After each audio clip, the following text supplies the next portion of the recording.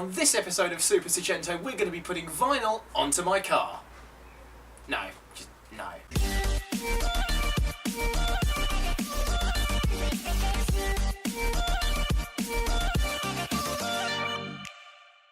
Hi everybody, welcome back to Super Seicento. Last time, you may remember, we added to the styling, made it look more aggressive by painting the wheels black. This time I'm doing another styling addition, but this time it's with vinyl.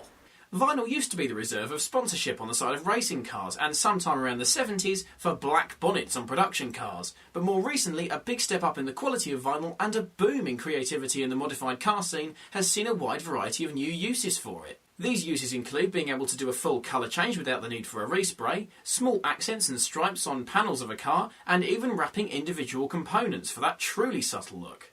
Doing your own vinyl designs on your car is cheap, easy and a great way to express your creativity, so I decided that I'd have a go myself. And here is my bonnet stripe design. So midway between the Fiat badge and the passenger side headlight there's a 15cm wide black strip, and then down the middle of that there's a 5cm wide grey stripe.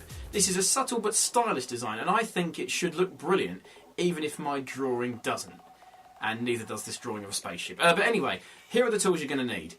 As well as in my case the black backing vinyl and of course the grey vinyl, I should mention that these are offcuts from when we were finished, you're also going to need masking tape to lay out borders and markers for where to place the vinyl, a tape measure to measure out the sizes of the pieces of vinyl, that's particularly important if you're going to be cutting it yourself, a cloth to clean the panels you'll be placing the vinyl down onto. I should mention that we used a considerably cleaner one than this. Something hard and preferably plastic to smooth out air bubbles and creases in the vinyl, such as this business card. And something to eat, because laying vinyl is hungry work. So with the designing done, the car freshly cleaned and dried, and all the tools at hand, it's time to start laying down my vinyl bonnet stripe. We begin by testing how the stripe's going to look, gently taping it down onto the bonnet to get an idea of what it's actually going to look like. Like that. No, I think that's spot on. Yeah. With a rough placement decided on, we give the bonnet one last wipe down. The car's freshly cleaned and dried, so there's no major dirt to clean off, but it never hurts to make absolutely sure the panel is clean. We even clean under the edges of the bonnet to make sure the vinyl's absolutely going to stick everywhere. So that's 100% all clean of crap. Now the bonnet's all clean, we can concentrate on aligning the angle to make sure that our black layer is absolutely straight and true down the whole bonnet. Straight. Right. Go away from you. More. Oh, so now that's not lined up. That looks good. No, the top end needs to go away from you. Yeah, there. No, still more. What? More away from you. There, yeah. Happy with that? I'm happy with that. Now that I'm finally happy the black strip's straight, we can peel off some of the protective backing and start sticking it onto the bonnet, with some overhang to stick underneath afterwards. You've got to smooth down. Get that card, yeah. Now the initial area is stuck down, we smooth the air bubbles out to prevent creases, and if you listen carefully you can even hear the air bubbles popping. So that's to push all the air bubbles out of it, yeah? Satisfying. Yeah. We push downwards to make sure that all the air escapes at the edges of the bonnet, and with the initial few inches stuck down smoothly, the two-man job of gradually unpeeling the backing and sticking it down can continue. This takes total concentration and patience so as not to damage the vinyl, lay it crooked or creased, or accidentally stick it to the paint and damage it in the process of removing it again. This vinyl should survive 5 years of general weather and temperature abuse, but it has to be applied correctly to maximise its life. And from this point on you might see and hear my brother using his RC car in the background. Sorry about that. So that's on there now. We need to sort it out, get it smooth, and we can pop the bonnet up, and gradually we can work on getting this under the edge of the bonnet. Now the bonnet comes up so that the edges of the black vinyl can be cut down a bit and then smoothed underneath, so as to maximise its strength and avoid strong weather gradually peeling it off. The front edge is smoothed under the bonnet and cut nicely so that with some final smoothing the protective plastic can then be peeled off. And now we can reveal the first layer and we start to get an idea of what the stripe is going to look like.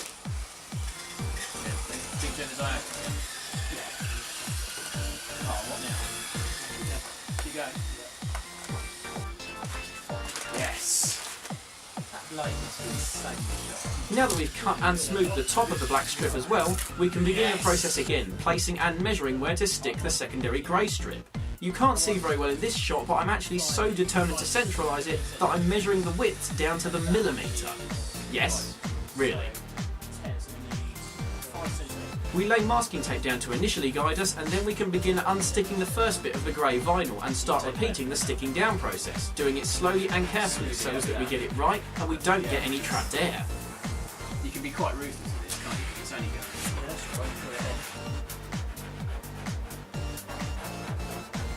The whole grey strip gets a final smooth down to let any trapped air escape, and then we can pop the bonnet again to smooth the edge of the grey stripe under the front of the bonnet. With the front edge cut and smoothed neatly under the bonnet, we can start removing the protective plastic and then cut and smooth the top edge of the grey over the top of the bonnet. With all the smoothing, cutting and removal of plastic finally done, it's time for the big reveal. 2, 1.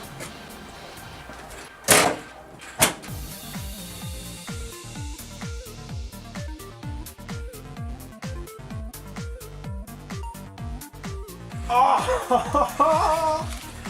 Just that light. Oh! Yes! Oh, it looks great!